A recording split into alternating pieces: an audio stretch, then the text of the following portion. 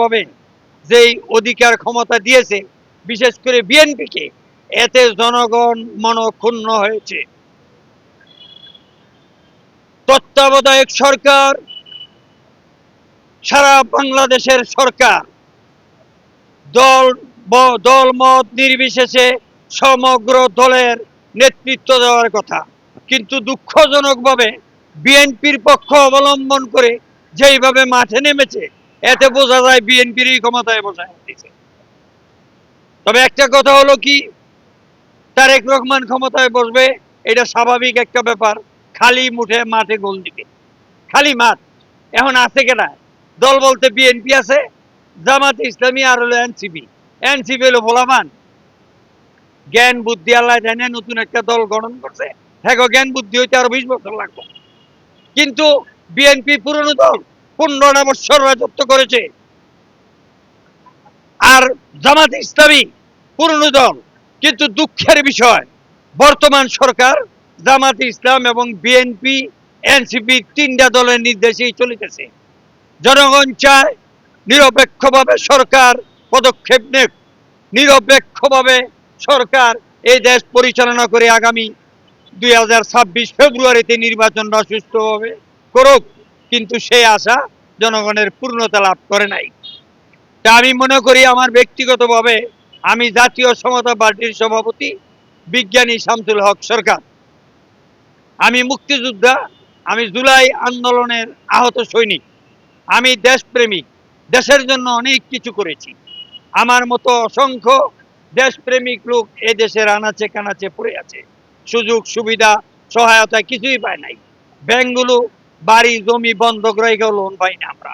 আমি সরাসরি ব্যাংকে, কয়েকটা ব্যাংকে, Sonali bank, Dutch Bangla bank, Uttara ব্যাংকে অ্যাকাউন্ট করেও বাড়ি জমি দেওয়া লোন পাই নাই। অথচ এই সরকার যে নির্বাচনটা দিচ্ছে, এই নির্বাচনে আমি বলতে চাই, নিরপেক্ষভাবে যদি নির্বাচন না করে, এই অবস্থায় যদি পক্ষপাতিত্ব করে, তাহলে এই প্রশ্নবিদ্ধ সরকার আগামীতে জনতার মুখে, জনতার সম্মুখে তাদের কৈফিয়ত দিতে হবে। এই সরকারকে কৈফিয়ত দিতে হবে। স্বৈরাচারী হাসিনার সরকার দেশ ছেড়ে পলায়ন করেছে। ইউনূস সাহেব কোথায় যাবেন? ওনার যাওয়ার তো জায়গা নাই। ওনার উচিত ছিল জাতীয় নেতাদের একত্রিত করে, নিবন্ধিত অনিবন্ধিত দলগুলিকে একত্রিত করে নির্বাচন দেওয়া। আমি বলেছি ইউনূস সাহেবকে 10,000 টাকার বেশি নির্বাচনী ফি ধরা যাবে না।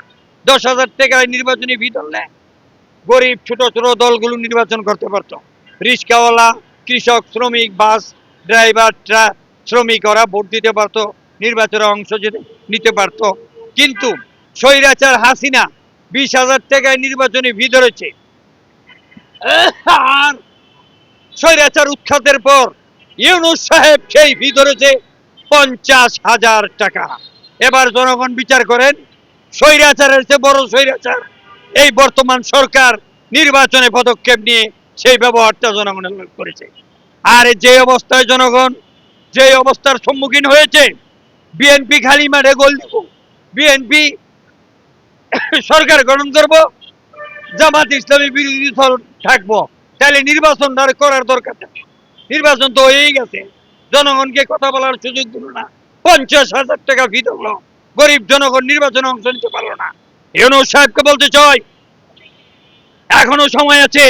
হাসিনার মতো যদি কৈফিয়ত দিতে না হয়, দেশ ছাড়তে না হয়, নির্বাচন স্থগিত করে 10,000 টাকায় নির্বাচনী ফি ধরে নিবন্ধিত অনিবন্ধিত গরিব ছোট দলগুলোকে নিয়ে নির্বাচন করুন। অন্যথায় আপনার এবং উপদেষ্টাগণকে, আসিফ নজরুলকে এই জনতার আদালতে কৈফিয়ত দিতে হবে।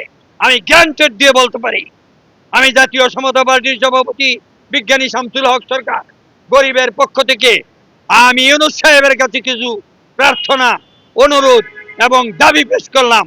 যদি ইউনূস সাহেব আমার দাবি, বিশেষ করে গরিব মানুষের দাবিগুলি গ্রহণ করে, তাহলে আমার আদেশগুলি পালন করবে। আমি মুক্তিযোদ্ধা হিসেবে, দেশ গঠনের স্বৈরাচার উৎখাতে আহত সৈনিক হিসেবে আমি ইউনূস সাহেবের কাছে দাবি করছি, নির্বাচন স্থগিত করুন। নির্বাচন স্থগিত করে 10,000 টাকায় নির্বাচনী ফি ধরুন, অন্যথায় আপনার খবর আছে। আমি বিদায় নিতে চাই। জাতীয় সমতা পার্টি বাংলাদেশ জিন্দাবাদ, স্বৈরাচার নিপাত।